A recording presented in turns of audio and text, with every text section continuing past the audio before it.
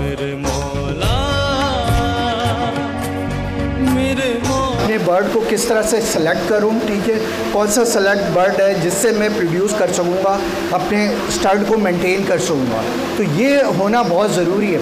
और ये इस प्रोसेस को हमें सीखने में थोड़ा सा टाइम लगेगा। हम ख़रीदते हैं, हम वर्किंग करते ही नहीं हैं, हमें आइडिया होता नहीं है, सिर्फ हम वैल्यू फॉर मनी पे जाते हैं। तो हम भी प्रोड्यूस कर सकते हैं, अच्छे बर्ड्स बना सकते हैं। कॉम्बिनेशन ऑफ डिफरेंट म्यूटेशंस जानना चाह रहा हूँ, तो मेरे पास एक अच्छा बर्ड होना चाहिए। जब हमारे स्टड के अंदर एक अच्छा बर्ड है ही नहीं, तो मैं म्यूटेशन कैसे प्रोड्यूस करूँगा? फैक्ट है वो वैल्यू फॉर मनी हो। लेट्स सी ये मेरा बर्ड 1000 रुपये का है, और अगर मेरी इसके अंदर रिसर्च ओरिएंटेशन है, ठीक है, और मैंने प्रोडक्ट एक डेवलप किया है सारे प्रोसेस से, तो वही मेरा बर्ड ये 2 लाख रुपए का बिकता है। और जनाब मुर्तज़ा अब्बासी भाई को दावत दूंगा कि वो तशरीफ़ लाएँ और लव बर्ड के हवाले से हमारे जो लव बर्ड वाले साथी हैं उनको जो है वो आगाह करें कि हमने किस तरह बर्ड की सिलेक्शन करनी है, किस तरह शो के लिए उसको प्रिपेयर करना है और किस तरह शो में उसको लेकर जाना है। जनाब मुर्तज़ा अब्बासी भाई।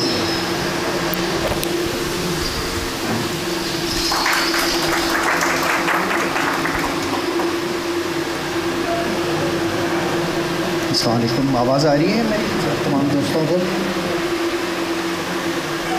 इंतहाई माजरत, आज मेरी तबीयत सही नहीं है, मुझे डेंगू हुआ है, और मैं कोशिश करूँगा मैं डिलीवर कर सकूँ। तो ड्यू टू मेरी एनर्जी इतनी लेवल नहीं है इस वक्त मैं सही तरह से बात कर सकूँ, मगर फिर भी मेरी कमिटमेंट थी मुफ्ती साहब से, तो मैं हाज़िर हुआ हूँ आप लोगों की खिदमत में। तो जितना मैं हो सका मेरी तबीयत के हिसाब से मैं इंशाल्लाह आप लोगों को इसमें गाइड करूँगा। जैसे कि हबीब भाई ने सारी आपको बातें बताई हैं बजरीगर के हिसाब से, एग्जैक्टली 70 to 80% वही बातें होती हैं किसी भी स्पीसी के लिए, यानी कि उसकी एग्ज़िबिशन के लिए, उसकी तैयारी के लिए और उसकी पार्टिसिपेशन के लिए। एक चीज़ हमें बड़ी सीखने की हमारे लिए बहुत ज़रूरी है कि जो बर्ड है उस बर्ड की जो कॉम्बिनेशन है वो हमें अपने मद्देनज़र हमें रखना चाहिए, स्पेशली एगापोर्निस के अंदर, चाहे वो एगापोर्निस रोजिकोलिस हो या पसनाटस हो या फिशरी हो, उसके अंदर हमें वो कॉम्बिनेशन ऑफ पिगमेंटेशन का हमें बहुत ज़्यादा हमें कंसीडर करना चाहिए, जो कि अमूमन हमारे यहाँ नहीं होता। बेसिकली जो बर्ड होते हैं जो एगापोर्निस फैमिलीज़ हैं, उसकी जितनी भी जो म्यूटेशंस होती हैं, जब हम उसको ड्राइव करते हैं, जब हम उसकी म्यूटेशंस को फॉलो करते हैं, तो उसमें 2 सबसे बड़े क्राइटेरियाज़ होते हैं। एक आपका फिनोटाइप्स होती हैं और एक जीनोटाइप्स होती हैं, ठीक है। बट उससे भी इनिशियली एक और हमारा टारगेट होता है, जिससे पहले जितनी भी म्यूटेशंस होती हैं वो सारे फॉल करती हैं।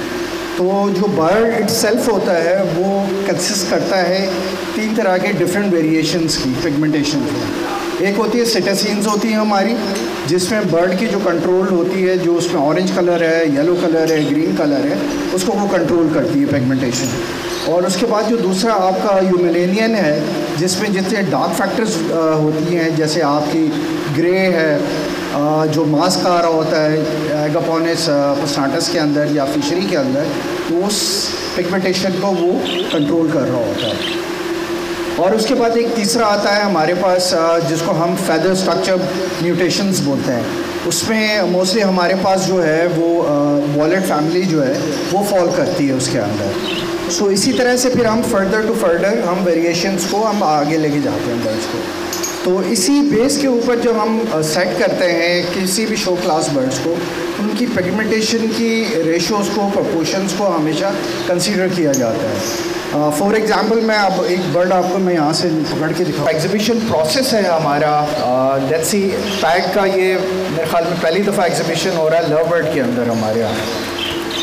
तो इसका एक चीज़ हमें बड़ी सोचना हमारे लिए बहुत ज़रूरी है, इम्पोर्टेंस है, क्योंकि बजरीगर को अल्हम्दुलिल्लाह कराची के अंदर कोई 5-6 साल से डिफरेंट सोसाइटीज़ पार्टिसिपेट कर रही है, ठीक है, तो एक प्रैक्टिस है।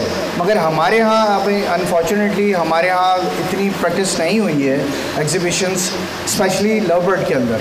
और लव बर्ड सेगमेंट बहुत वसी सेगमेंट है, इसके अंदर जो पिगमेंटेशंस हैं वो लामहदूद हैं। फिर उसके अलावा हमारे पास कॉम्बिनेशन ऑफ डिफरेंट म्यूटेशंस हैं जिसको हम अब पार्टिसिपेट कर सकते हैं।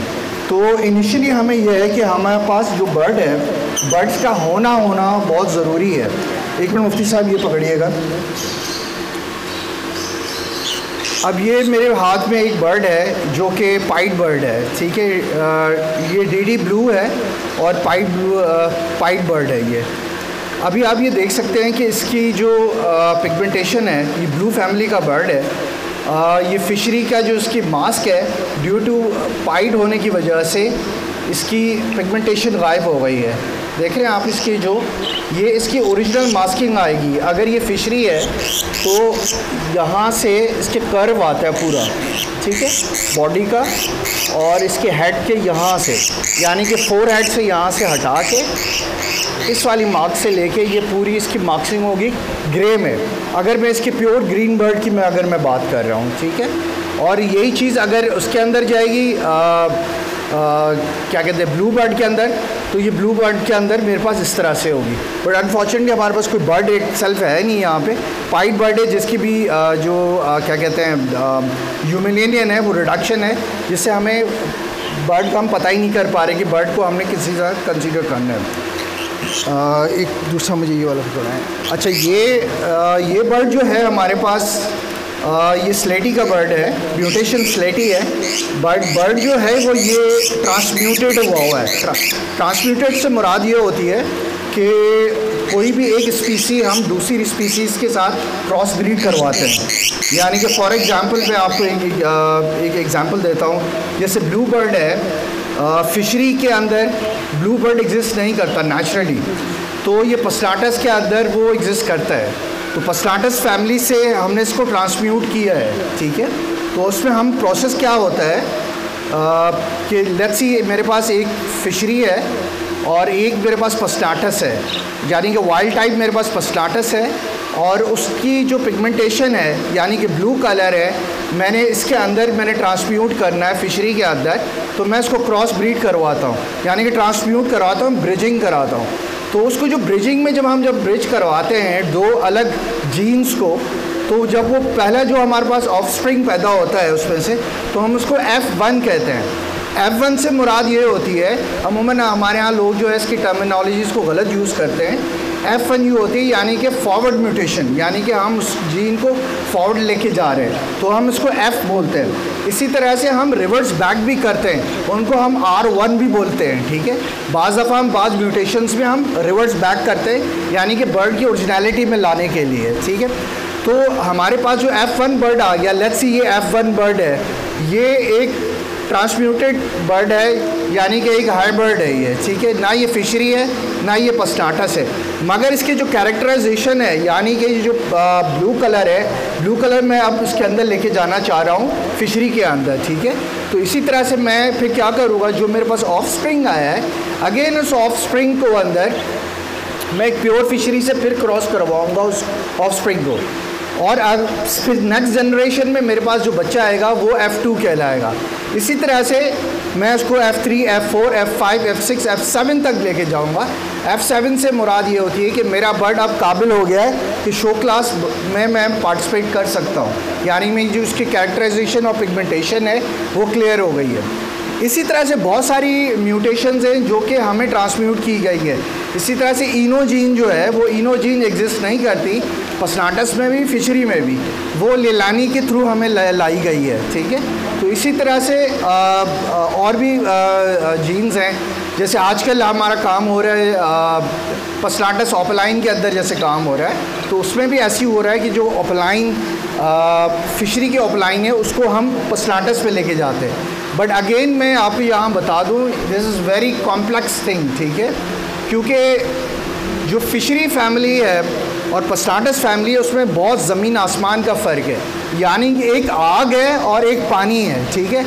पस्टाटस जो है वो प्योर जो है ह्यूमिलियन बर्ड है, ठीक है, उसकी जो पिगमेंटेशन है यानी कि वो एक आग है, ठीक है, एक जलती हुई आग है, और उसको मैं पानी के अंदर मैं डबोना चाहता हूँ। यानी कि वो ऑफलाइन है, और ऑफलाइन एक ऐसा बर्ड है जिसके अंदर आपकी जो ह्यूमेलेनियन है वो एक्सट्रक्शन हो जाती है, यानी कि उसकी बॉडी से हट जाती है, जिसकी वजह से एक पैटर्न डेवलप होता है। अब वो मैं पैटर्न अगर पस्नाटस में लाना चाहता हूँ तो it's a very very very difficult thing, ठीक है।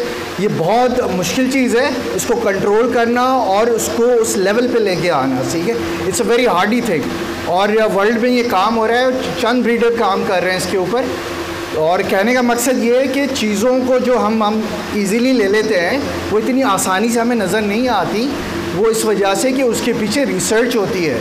हम बहुत कहते हैं, आज भी BVA का एक बर्ड जीता है, ग्रीन ऑफलाइन जीता है, वो पाकिस्तानी हिसाब से कोई 6.5 लाख रुपए 7 लाख रुपए का पाकिस्तानी वो बिका है। तो उसका कहने का मकसद ये है कि बर्ड जो है वो उसके पीछे उस बंदे की या जिसकी भी होगी उसकी डेवलपमेंट है, उसकी रिसर्च है, जिसकी वजह से वो से सारी चीज़ों को बर्दाश्त किया होता है। और हमारे यहाँ उल्टा हिसाब होता है, हम ख़रीदते हैं, हम वर्किंग करते ही नहीं हैं, हमें आइडिया होता नहीं है, सिर्फ हम वैल्यू फॉर मनी पे जाते हैं। तो हम भी प्रोड्यूस कर सकते हैं, अच्छे बर्ड्स बना सकते हैं, ठीक है। हमें टाइम चाहिए होगा, ठीक है, हमें डेडिकेशन चाहिए होगा। आपका वही बर्ड, फॉर एग्ज़ाम्पल अभी पाकिस्तान में बात हो रही थी कि भाई ऑफलाइन ख़त्म हो गया, जो कमर्शियल ब्रीडर्स है, भाई ऑफलाइन कैसे ख़त्म हो सकता है, ठीक है। जब अगर मैं उसको मल्टीपल म्यूटेशंस के अंदर जाना चाह रहा हूँ, कॉम्बिनेशन ऑफ डिफरेंट म्यूटेशंस जाना चाह रहा हूँ, तो मेरे पास एक अच्छा बर्ड होना चाहिए। जब हमारे स्टड के अंदर एक अच्छा बर्ड है ही नहीं तो मैं म्यूटेशन कैसे प्रोड्यूस करूँगा। अब ये जितनी भी बड़ी सोसाइटीज़ हैं जो पार्टिसिपेट करती हैं या शोज़ करवाती हैं, शोज़ कराने का मकसद भी यही होता है कि आपको मोटिवेट किया जाए, ठीक है। सम एक्सटेंड आपकी जो प्रोडक्ट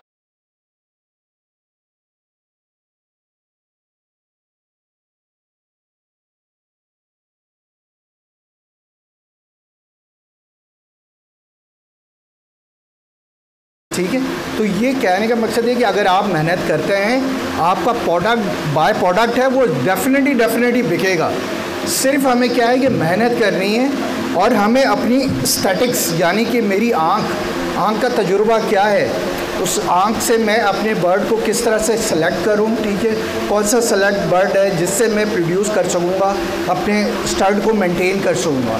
तो ये होना बहुत ज़रूरी है, और ये इस प्रोसेस को हमें सीखने में थोड़ा सा टाइम लगेगा। हम थोड़ी सी जल्दबाजी कर रहे हैं। मैं पाकिस्तान इंडस्ट्री की मैं बात कर रहा हूँ। हमें लेट्स सी अगर कराची में अगर आप लोगों के पास, अल्हम्दुलिल्लाह मैं कहता हूँ कि आप लोगों के पास बहुत अच्छे बर्ड्स होंगे, ठीक है। आप घबराएं नहीं, ठीक है। बर्ड सेलेक्ट करें, बर्ड सेलेक्ट करने के बाद उनको ट्रेन करें और उनको कॉम्पिटिशन्स में लेके आएँ, ठीक है। जब तक आप कॉम्पिटिशन्स में नहीं लेके आएंगे, आप खुद इवेल्युएट नहीं कर सकेंगे कि मेरा बर्ड कहाँ पे एक्सटेंड करता है, ठीक है। वंस वो जब आप एक प्रोसेस से गुजरते हैं तो आपके अंदर एक मोटिवेशनल ड्राइव डेवलप होती है, और आप एक नई जस्तजू में आते हैं कि लेट्स सी मैं अब और इन्वेस्ट करूँगा, टाइम भी इन्वेस्ट करूँगा और इसके अंदर मनी भी इन्वेस्टमेंट करूँगा मैं। तो आपके पास एंड ऑफ द डे जब आप कंपटीशन जीतते हैं तो फिर आपकी satisfaction sky is the limit होती है। तो आप काम करें, ठीक है। हमारे पास बहुत मार्जिन है, ठीक है, इसके कंपटीशन को सीखने के लिए, और ये फर्स्ट हमारा होगा। इसमें ये नहीं है कि कोई जीता या कोई हारा, बट ये है कि एक प्रोसेस हमारा चल पड़ेगा, ठीक है। आज अगर कोई पीछे बैठा हुआ है, कोई बच्चा बैठा हुआ है, कल को वो चैम्पियन होगा 2 साल बाद, 3 साल बाद, ठीक है। तो हम किसी को अंडर एस्टिमेट नहीं कर सकते। और बर्ड्स को जो है, जो हमारे पास अवेलेबल बर्ड्स हैं, उसमें से हम सेलेक्ट करेंगे कि फॉर एग्ज़ाम्पल जैसे ये बर्ड है मेरे हाथ में, ये शो क्लास बर्ड नहीं है बेंच पे मैं इसको ला सकता हूँ। कोई भी अगर जज होगा उसको पहले फुर्सत में ही इसको हटा देगा, क्योंकि ना ये फिशरी है ना ये पस्टाटस है, सॉरी भैया। सो उसके लिए मेरे पास अच्छा फ़िशरी होना चाहिए, ठीक है। अच्छा फ़िशरी की मुराद जैसे मैंने आपको समझाया कि उसकी मार्किंग है कर्व, यानी कि एक मून जैसे चलता है इसी तरह से उसकी कर्व, एक पूरा एक कर्व आ रहा होगा आई के मिड से लेके इसकी यहाँ तक, ठीक है। इस तरह से हमने जज करना है कि मेरे पास ब्लू सीरीज़ में या ग्रीन सीरीज़ में जो भी हमारे पास स्टॉक बर्ड मौजूद है, कोई अच्छा बर्ड मौजूद है, उसको हम सिलेक्ट करें, ठीक है। इसी तरह से जो यूविंग क्लास है, यूविंग में हमने ये बर्ड देखते हैं कि पैटर्न वाइज उसके जो पैटर्न है वो इवन पैटर्न्स हैं, यानी कि एक फैदर ऐसा तो नहीं है कि टोटली डिफरेंट है यहाँ से, ठीक है, और जो उसका लेफ़्ट है वो डिफरेंट है। ऐसा बर्ड सेलेक्ट नहीं करना हमने, ठीक है। बर्ड ऐसा सेलेक्ट करना है ताकि उसकी जो पैटर्न डेवलप हो रहा है वो इवन होना चाहिए, ठीक है। और सेम चीज़ ऑपलाइन के अंदर है। ऑपलाइन का हमने जो टॉर्सो है वो टॉर्सो हमने देखना है कि कितना क्लियर है उसकी बीक कितनी क्लियर है, ठीक है। बीक कितनी बड़ी बीक हो, कर्व शेप के अंदर बीक हो, राउंड आइज़ हों उसकी, ठीक है, राउंड उसका हेड हो, प्रॉपर्ली उसकी प्रोपोर्शन के हिसाब से, आई के हिसाब से उसका हेड हो, ठीक है। इसी तरह से जो आपके जो उसका धड़ है नीचे वाला, ठीक है, जहाँ पे जो पिगमेंटेशन डिवाइड होती है फिशरी की, वो ऐसा ना हो कि बिल्कुल नीचे तक उसकी वेंट तक आ रही हो, या ऐसा ना हो कि शोल्डर के ऊपर आ रही हो। ऐसा हो कि मिड यानी कि शोल्डर से थोड़ा सा नीचे, जैसे ये शोल्डर आ रहा है, ठीक है, ये सही नहीं आ रही, ये मार्किंग सही नहीं है। मार्किंग एटलीस्ट यहाँ पे इसकी आनी चाहिए, या जैसे ये फॉर एग्ज़ाम्पल इन्होंने अभी भाई ने मुझे दिया है, तो मार्किंग आपकी एटलीस्ट यहाँ तक आनी चाहिए इसकी ऑपलाइन के अंदर, ठीक है, और टॉर्सो में इस तरह से यहाँ तक आनी चाहिए ऊपर।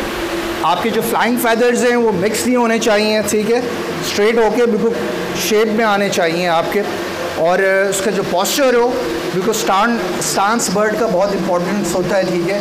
बर्ड कितना एक्टिव है, उसके अंदर आपके साथ कैसा इंटरेक्ट कर रहा है, तो ये सारी चीज़ें हैं। उसकी बॉडी लैंग्वेज को देखें बर्ड, और अपनी मर्ज़ी से उसमें से एटलीस्ट 3 बर्ड आप सेलेक्ट करें, और उसको कोशिश करें कि दिन में 2 से 3 घंटे उसको उस छोटे एग्जीबिशन बॉक्सेस के अंदर उसको रखें बर्ड को, और उसके अंदर पानी और दाना लगा के उसको छोड़ दें, ठीक है।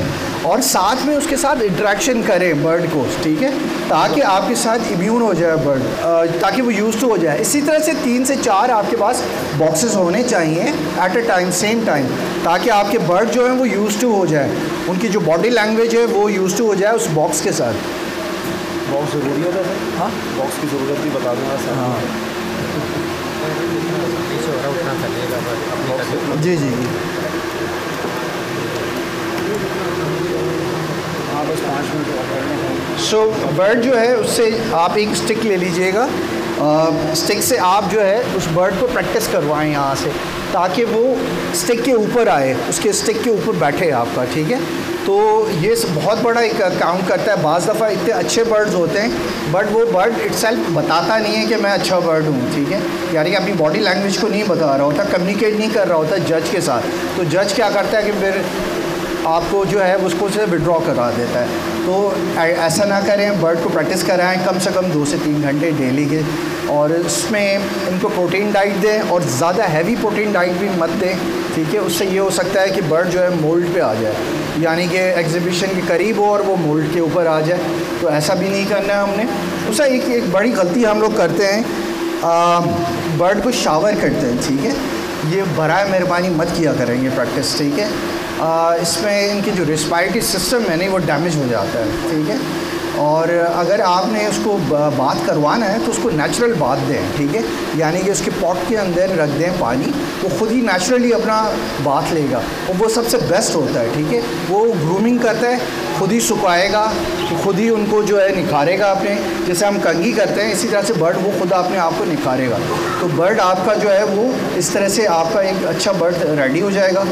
और ट्रांसपोर्टेशन के लिए ये है, जैसे अभी भाई ने भी कहा कि ट्रांसपोर्टेशन की प्रैक्टिस ज़रूर होनी चाहिए, क्योंकि बर्ड जो है वो स्ट्रेस में आ जाता है जब एक एनवायरनमेंट से दूसरे एनवायरनमेंट में जाता है। तो उसके लिए आपके पास एक अच्छा ट्रांसपोर्ट के लिए एक सेम इंक्लूजर होना चाहिए, जो बॉक्स हो, क्लोज हो, और उसके अंदर आपके सिलेक्टेड जितने भी बर्ड्स हों उसके अंदर मौजूद हों, ठीक है। और अपने साथ हमेशा एक हेल्पर ज़रूर लेके जाएं, एग्ज़िबिशन के अंदर, क्योंकि इतनी जब क्लासेस चल रही होती हैं तो अकेला बंदे की बस की बात नहीं होती कि बर्ड को सिलेक्ट करे और वो शो मैनेजर्स को दे बर्ड, फिर वो सिलेक्ट करे, फिर वो वापस जाए सिक्योरिटी के हिसाब से भी। तो एटलीस्ट कम से कम 2 लोग आप लोग पार्टिसिपेट करने ज़रूर जाएं। एक आपके पास हम हेल्पर हम हमेशा होना चाहिए ताकि बर्ड्स को पीछे देखें, बर्ड को कोई मसला तो नहीं है, बर्ड आपको ख़राब तो नहीं हो रहा, ठीक है। तो इसी तरह से आप इंशाल्लाह इसको लेके जाएंगे, आप हमेशा एक अच्छे सक्सेसफुल इंशाल्लाह ब्रीडर बनेंगे। और ये पहला स्टेप है हमारे कराची का, और मुझे उम्मीद है आप लोग इससे बहुत अच्छा लर्न करेंगे और हम वैल्यू फॉर मनी इंशाल्लाह हम अपने प्रोडक्ट्स को डेवलप करेंगे इन फ्यूचर में, ठीक है। सॉरी मैं ज़्यादा बात नहीं कर पा रहा क्योंकि एनर्जी लेवल बिल्कुल कम है मेरा इस वक्त। और अगर आप लोगों में से कोई सवालात हो तो काइंडली मैं लेने के लिए मगरिब के बाद कह रहे हैं मुफ्ती साहब, सवाल जो भी होंगे इंशाल्लाह। Thank you ji.